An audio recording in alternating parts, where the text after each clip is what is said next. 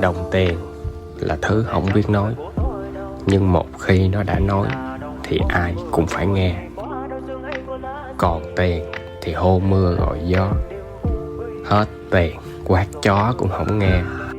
Nên thôi, cố gắng mà kiếm tiền, vì không tiền đời chỉ một màu tối đen. thuyền đua tình ai sang